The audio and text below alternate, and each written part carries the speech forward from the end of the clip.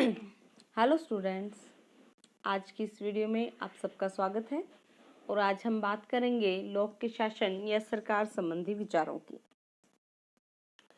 लोक की जो रचनाएं हैं उनमें से शासन पर 2 निबंध या 2 ट्रीटीज ऑन गवर्नमेंट ये सबसे महत्वपूर्ण रचना है। इस ग्रंथ में उन्होंने सरकार के मूल प्रश्नों को उठाया है और राजसत्ता व कानून के औचित्य को सिद्ध किया है। इस ग्रंथ में उन्होंने ये बताया है कि हमें राज्य की आज्ञाओं का पालन क्यों करना चाहिए।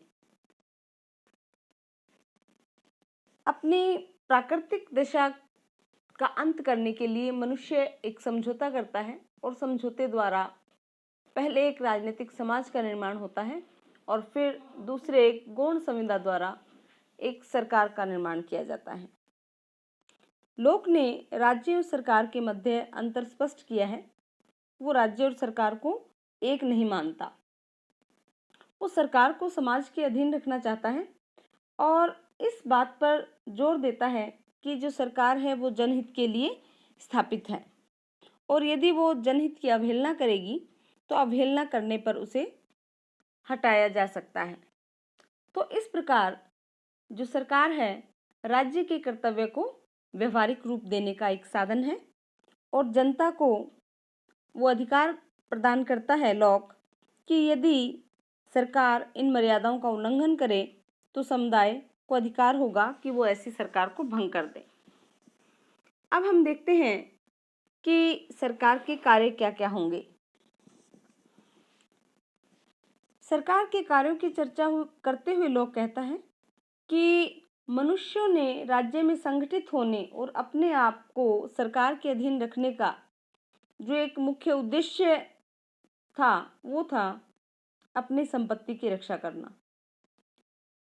लोक संपत्ति शब्द का प्रयोग व्यापक अर्थों में करता है और उसके संपत्ति संबंधी अधिकार के तहत उसके जीवन और स्वतंत्रता भी शामिल हो जाती है। तो इस सरकार का मुख्य कार्य होता है व्यक्ति के जीवन, संपत्ति और स्वतंत्रता की रक्षा करना।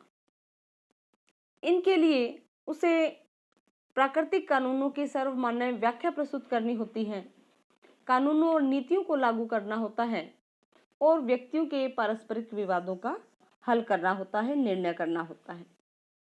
इसके लिए वो सरकार के अंगों के बारे में बात करता है।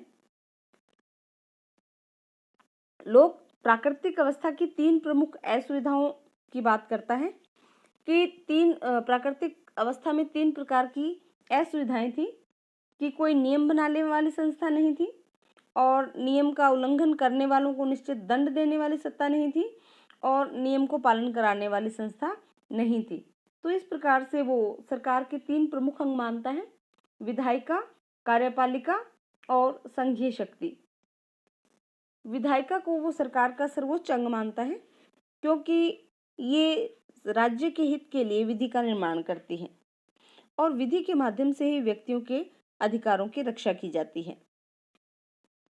लोक सरकार का दूसरा अंग कार्यपालिका को मानता है और उसका प्रमुख कार्य विधायिका द्वारा निर्मित कानूनों को लागू करना है। कानून लागू करने के साथ साथ न्याय करने का भी अधिकार लोक कार्यपालिका को ही प्रदान करता है। वह न्यायपालिका का स्वतंत्र अस्तित्व ना उसको देख करके, ना मान करके वो कार्यपालिका को ही उसका एक अंग मानता है। लोक के अनुसार सरकार का जो तीसरा अंग या तीसरी जो शक्ति है वो है संघीय शक्ति, जिसका कार्य है दूसरे देशों के साथ संधियां करना और विदेश नीति संबंधी पहलुओं पर ध्यान देना। इस प्रकार वो सरकार के 3 प्रमुख अंग विधायिका, कार्यपालिका और संघीय शक्ति को मानता है। लोक ने सरकार के रूप